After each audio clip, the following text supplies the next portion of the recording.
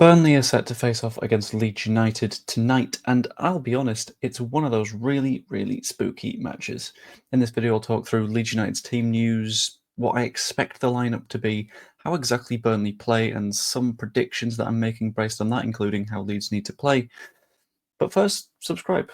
Thank you. Let's get into it. So, onto the team news. So, Pascal Struijk has been potentially in team training. We heard that he maybe would be towards the end of the week. We've not heard since Daniel Farke's press conference on Thursday, which means that there's been a lot of time in which that could have happened. But I still severely doubt that he's going to be in the first 11 for this match, or maybe even in the squad, because it feels a little bit too early. Bamford is still away for a little while, but thankfully he made the comment that Ilya Gruev and Junior Firpo have some more minutes in their legs. This is essential to get a player ready to start, because if they've not played in a good while, they're not exactly going to be fit and ready to go. Junior Firpo especially, I feel, is quite important for a reason I will get to in a moment, because my predicted lineup starts with Illan Meslier. Of course, Daniel Farke is not going to drop him, so I might as well just keep guessing this one. Jayden Bogle starting at right back just makes a bit of sense. He's been very consistent and very good out there, with Rodon and Ampadu seeming fairly impenetrable in the middle. Left-hand side, I've gone with Junior Firpo just because he brings a bit more of a sort of attacking depth with him, which I don't quite think we get with Sam Byram. I think that's going to be a little bit more important for this match. In midfield, I've gone Tanaka and Rothwell. Rothwell mainly for his playmaking capabilities, alongside Tanaka, who is effectively undroppable a lot of the time. Admittedly, a little bit clumsy in the match against Norwich, could have been sent off, but he wasn't, so it'll be fine, basically. The line in front I've gone unchanged because they did really, really well in the last match and the match before that. Manor Solomon out on the left flank with Brendan Aronson in the 10 and Dan James on the right. They bring a lot of energy, they bring a lot of pressing, and they can sort of force Burnley into that uncomfortable place they don't want to be. All playing behind Joel Piroe, who admittedly hasn't been scoring as much as I would like, but you never know when he's going to finish that chance, and now would be a fantastic time for him to be able to do that. So, with all that in mind, we know how we're going to play. We're going to try and control possession, create chances based on that, and maybe be a bit patient. We need to discuss how Burnley play, especially as Leeds fans. We're not going to be too familiar, and throughout the season, they held the bulk of possession, roughly 56% so far, which is quite a lot. But you need to note that they are happy to cede the ball if necessary. Specifically, I'm looking at other matches against top four sides where they've done quite well. They've won twice, they've drawn once, they beat us due to that Manor Solomon slip, and they had very little of the ball against us. They had 20-something% possession, 40-something against Sheffield United, so they let go of control there, and they only had more than 50% of the ball in these matches against Sunderland. So they're happy to say, okay, out of possession, we trust ourselves, which is good for them, spooky for us. They're a very defensively solid 4-2-3-1. What I'm sort of scared of happening is them going a little bit Daichi, a little bit bank of four, two in front, bank of three, centre forward waiting to counter attack. I don't think they'll do that. I think they defend a little bit more creatively than that, and they're a bit less passive than the numbers would have you believe, but the numbers in any case are not ideal. They also have 6 consecutive clean sheets in the league, which is absolutely insane numbers. The only match in the last 7 they've conceded in was in the FA Cup, where obviously they're going to be heavily rotated. But to counter this very strong defence, their attack is relatively poor. They're 20th in XG, which is really bad for chance creation. So, bad for chance creation, really good at keeping teams out. They've conceded 9 all season, and they're overperforming a little at both ends of the pitch. And I think there's 3 major reasons for this. First is that against Burnley, teams have relatively poor shot quality. This is specifically referring to sort of XG versus like post-shot XG. Post-shot XG referring to after you've shot, what's the chance it goes in if it's going to that specific place. That's reduced the value of XG by 6 across the season, which means that strikers are not taking advantage of their opportunities against Burnley. In addition to that, Trafford has conceded 8 fewer goals than expected using post-shot XG, which means that he's been very, very good at keeping other sides out. Him being able to do that is essential to that team continuing to be where they are in the league, rather than further down where you would expect them to be, because they've only conceded 9 times. I think 4 or 5 at home, I can't quite remember.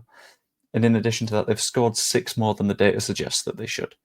Leeds are roughly tracking on their XG at the minute, which is fine. That's not a problem. Burnley seem to be having the rub of the green a little bit, and the more that we can do to stop that being the case, the better. We need to make sure that, well, I'll get into that because I've got a list of things that Leeds need to do in order to win this game because it's not going to be an easy game of football. First up, we need to control everything we can. I know that we do that a lot this season. This is what we do best, is dominate the ball, make sure that we are holding it in positions that we fully control, and make sure that they are not in a spot where they can just hit us on a counter. Make sure that if it's a turnover, it's because we've given the ball away having a shot, or we've tried a nice through ball in behind to Dan James, but not into a position where things are a little bit spooky. If it's a case where they can just hit us on a counter attack and, God forbid, Jaden Anthony scores against us, that's bad. That's a case of us losing control, and I feel like we're significantly better than that, and we've proven that throughout this season. In addition to that, make our early chances count. The reason that we struggled in the first match against Burnley is they scored against us and they were able to sit. Reverse that. Put us in a position where we get a decent chance, we put it in the back of the net, they're 1-0 down early on, and they need to scramble, and they're not in that comfy place anymore. They're used to having clean sheets. They're used to having the other team chase the game. If we score first, they're the chasers. And they're the ones that need to think, how do we get back into this? The more we can force them into overthinking things and making mistakes, the better. And we know that against teams that are trying to play football against us, we do better as well. So if we score, they have to try and do something, which is ultimately best for us. We also need to punish any errors that they make. So far this season, they've had 11 errors leading to shots on goal, which is mid-table-ish. For context, we've had 7. But that says that they've got a slightly error-prone defence compared to ours. Focus on that and make sure that we are taking full advantage. And in addition to that, focus on efficiency. Burnley are very efficient with the chances they get. And they're very efficient at keeping other teams out. If we can match that efficiency for this game, with the way that we play, with the chances we create, and with sort of the limiting opponents that we do, brilliant. If we're as efficient as they are in that case, we win. Because we're going to create far more, and we're going to do what we can to hold them out. So when it comes to predictions, assuming that we are able to manage all of those listed things, I think it's going to be a very tough, grindy game. I think we're going to try and force our way through. I think they're going to notice that they're not able to compete with us in terms of in possession stuff. So like last time, they will sit a little bit deep. They'll see what other teams have done successfully against us, and they will try and hit us on the counter. But at the end of the day, I think we end that clean sheet run. Because I think we have the quality it takes to make enough chances to score that goal. And I think 3 points come home to Elland Road. Because I am going to go with a 1-0 win to Leeds United. I think we score, and then I think it becomes relatively cagey on our end. I think they get a little bit more aggressive, but they won't want to take too many risks either, because 2-0 is a bad place for them to be. And I think we sneak it. But at the end of the day, as always, that is just what I think. Let me know what you guys think in the comments down below. Let me know your predictions specifically. Just pop a scoreline in there. That'd be fantastic. Like the video if you enjoyed it, and subscribe if you're not yet. That is always really appreciated. Hope you enjoyed. I will see you later. And pray for me, because I'll be missing minute 25 to 70, because my own 7-a-side match is 8:30 till 9:30. Okay. See you later.